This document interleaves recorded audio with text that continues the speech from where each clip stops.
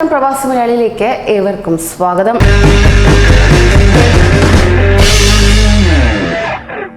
Corona വ്യാപനത്തിൽ Arab രാഷ്ട്രങ്ങളുടെ മുഴുവൻ ശ്രദ്ധയും തിരിഞ്ഞത് ദുബായിലേക്കാണ്.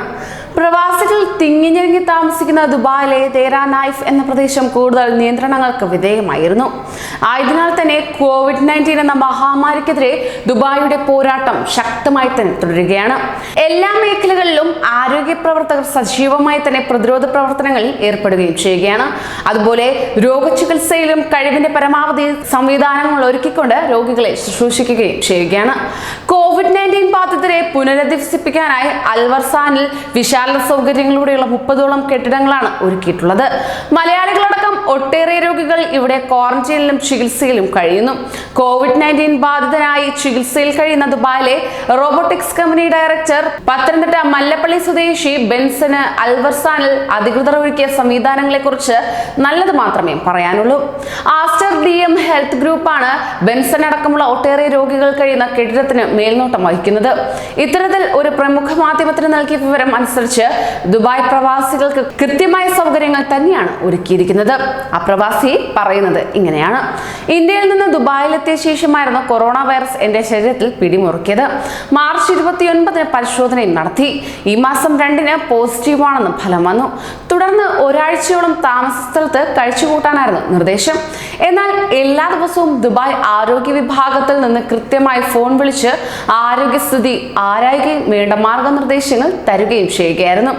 എങ്ങനെയൊക്കെയാണ് കഴിയേണ്ടത്, എന്താണ് ഭക്ഷിക്കേണ്ടത്, എന്തൊക്കെ സുരക്ഷാ മുൻകരുതലുകളാണ് സ്വീകരിക്കേണ്ടത് തുടങ്ങിയ കാര്യങ്ങളെല്ലാം പറഞ്ഞു തന്നിരുന്നു. ഇപ്പോൾ ഞാൻ അൽവർസാനിലെ ക്വാറന്റൈൻ കെട്ടിടത്തിലാണുള്ളത്. ഓരോ മുറിയിലും 2 പേർ വീതം ഇവിടെ കഴിയുന്നു. എന്റെ കൂടെയുള്ളത് പാകിസ്ഥാൻ സ്വദേശി റിയാസ് ഖാൻ. എല്ലാ അടിസ്ഥാന സൗകര്യങ്ങളും ഒരുക്കിയ വലിയ മുറിയാണിത്. കട്ടിലുകൾ, കിടക്കകൾ, പുതപ്പ്, പാത്രങ്ങൾ, കെറ്റിൽ, തേയില, പഞ്ചസാര, പാൽപ്പൊടി എന്നിവയെല്ലാം എത്തിച്ചു തരുന്നുമുണ്ട്. ശുചിമുറിയും കുളിമുറിയും സൗകര്യപ്രദം. സൗജന്യം വൈഫൈ പോലുമുണ്ട്. എനിക്ക് ചുമ വന്നപ്പോൾ ഉടൻ മരുന്നെത്തിച്ചു. ആസ്റ്റർ മെഡിക്കൽ ജീവനക്കാരാണ് ഇത്തരം കാര്യങ്ങൾ മേൽനോട്ടം വഹിക്കുന്നത്. 5, 9, 11 ദിവസങ്ങളിലാണ് എൻ്റെ അടുത്ത ടെസ്റ്റുകൾ നടക്കുക. ഇവ 3ഉം നെഗറ്റീവ് ആണെങ്കിൽ ഡിസ്ചാർജ് ആകും. അല്ലാതെയുണ്ടെങ്കിൽ 14 ദിവസം കൂടി ക്വാറന്റൈനിൽ കഴിയേണ്ടി വരും. സഹമുറിയിൽ റിയാസ് ഖാനും ഇവിടുത്തെ സൗകര്യങ്ങളിൽ ഏറെ സംതൃപ്തനാണ്.